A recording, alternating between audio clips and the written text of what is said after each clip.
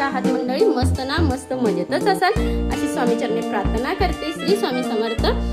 चला तर मग आज सुट्टी स्पेशल आज आपण कोल्हापुरी झणझणीत अशी मिसळ पाहणार आहोत. ती ही अगदी सोपी आणि घरगुती साहित्यामध्ये, कोणताही बाहेरचा मसाला ह्याच्यामध्ये मी वापरणार नाही आहे. अगदी घरगुती मसाल्यामध्येच कशी मिसळ तयार करायची ती तुम्हाला सांगणार आहे. त्यामुळे व्हिडिओ स्किप न करता संपूर्ण पहा. चला तर मग व्हिडिओला सुरुवात करू. कडधान्याची मिसळ, अस्सल कोल्हापुरी मिसळ बनवणार आहे. चला तर मग रेसिपीला सुरुवात करू. रेसिपी स्किप न करता संपूर्ण ठेवला आहे. कुकरमध्ये पाणी उकळण्यासाठी ठेवलेलं आहे. तोपर्यंत आपण मिक्स मटकी आहे ना ती धुवून घेऊ. त्याच्यासाठी बघा ह्याच्यामध्ये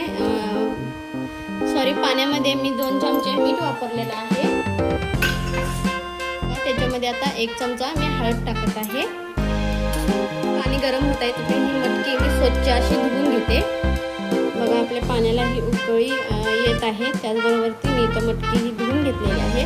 आता ही मटकी आहे ना ती मी ह्याच्यामध्ये टाकून घेते. उकळून घ्यायची आहे. ती छान अशी शिजवायची आहे. बघा मस्त असे 5-10 मिनिटं शिजवून घेऊ आपण.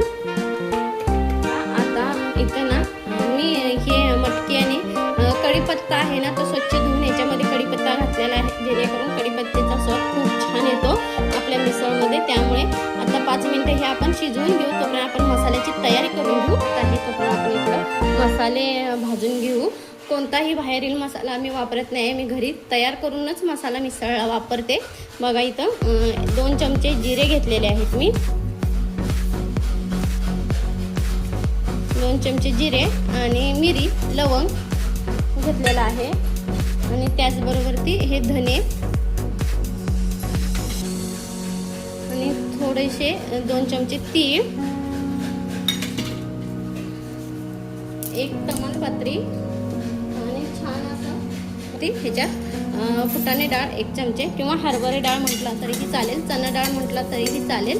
मस्त असं हे 5 मिनिटं ना भाजून घ्यायचं आहे. हा मसाला सर्व भाजलेला आहे. वास छान येत आहे. आता हा मसाला ना एका प्लेटमध्ये काढून थंड करून घ्यायचा आहे. हा मसाला आता मी सर्व काढून घेऊन थंड करून घेते. बघा आता ह्याच्यात मी 1 चमचा तेल घालून घेतलेलं आहे बरं का. तर त्या तेलामध्ये ना आता तेल घातलेलं आहे. ह्याच्यामध्ये मी आता हा कांदा आहे ना लांबडा चिरलेला तो टाकून देते आणि छान असा कांदा बघा कांदा आता छान असा भाजून घ्यायचा आहे तेलावरती. भाजला गेलेला आहे. तर मी थोडा गॅस कमी करते आणि ह्या एका ताटामध्ये ना हा कांदा पूर्ण काढून घेते. कांदा हा भाजून घेतलेला आहे. आता त्याच्यामध्येच ना आपण तेल हे ओलं खोबरं आणि सुकं खोबरं असं म्हणजे थोडं म्हणजे वाळायला कमी पडलेलं आहे बरं का. ते सुकं खोबरंच आहे परंतु थोडं ओलं म्हणजे वाळायला थोडं कमी पडल्यामुळे तसं दिसत आहे. त्यामुळे छान असं हे भाजून घ्यायचं पूर्ण.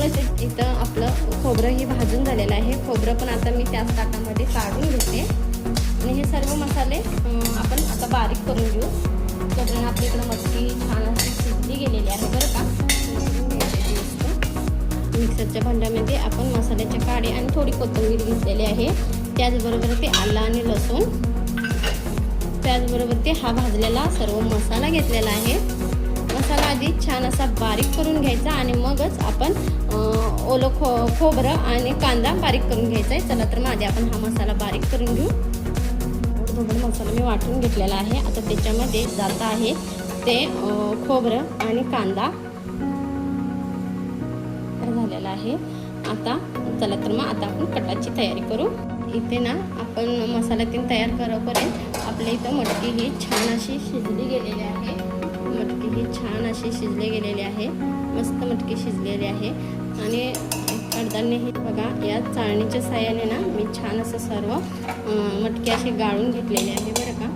इथे मटकीचा स्टॉक आहे. चला तर मग आता आपण हे ओतून घेते. तेल छान आपलं गरम झालेलं आहे. तर त्याच्यामध्ये मी कांदा टाकते. कांदा थोडासा टाकला आणि इकडे आपला कांदाही छान असा भाजून झालेला आहे. आता त्याच्यामध्ये मी हा टॅमॅटो टाकते. 2 टॅमॅटो मध्यम आकारचे घेतलेले आहेत. टॅमॅटो टाकून ऑप्शनल आहे. थोडंसं आमच्या कोल्हापुरी मिसळमध्ये टॅमॅटो हमखास असतो, त्यामुळे मी याच्यामध्ये टॅमॅटो वापरत आहे. आणि टॅमॅटो शिजण्यासाठी थोडंसं मीठ वापरायचं आहे. थोडंसं मीठ टाकते एकदम कमी, अंदाजाने टाकायचं आहे, कमी जास्त.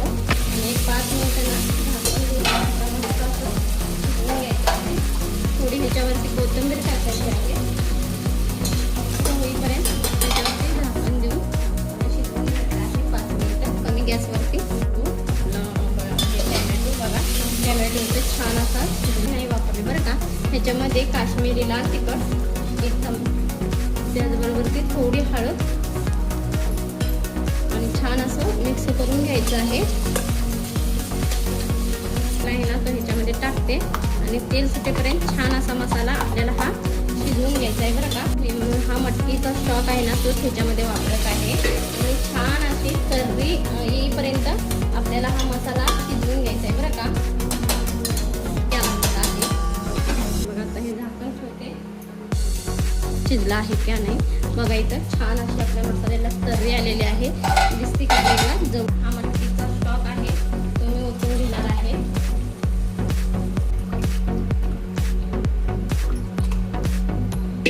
बरं का, थोडा मंद आचेवरती ह्याला शिजवू देतो. तोपर्यंत आपण इकडं मटकी परतून घेऊ. कट शिजत आहे तोपर्यंत इकडं आपण मटकी हे करून किंचित तेल वापरायचं आहे. थोडंसं लाल तिखट टाकायचं आहे, थोडंसं मीठ टाकायचं आहे. ह्याच्यामध्ये परतून घ्यायचं बरं का. बघा आता इकडे आपली मटकी ही छान अशी परतलेली आहे. आता मी ना ही मटकी ह्याच्यामध्ये काढून घेते, गॅस बंद करते आणि आपल्याला बटाटाही परतायचा आहे. मग ह्याच कढईमध्ये मस्त अशी तर्रीदार आणि हा मिक्स फरसाण आहे बरं का. आज मुलांना पाहिजे होती मिसळ, त्यामुळे म्हटलं चला तर मग करू छान अशी. मध्येच हा बटाटा जाईल. थोडासा मटकीमध्ये बटाटा लागतोच बघा मिसळमध्ये. आणि ही मिक्स उसळ आहे बघा, छान अशी उसळ टाकून द्यायची त्याच्यावरती मस्त असं. आणि हा तर्रीदार आपली मिसळ ह्याच्यावरती टाकायची आहे बघा.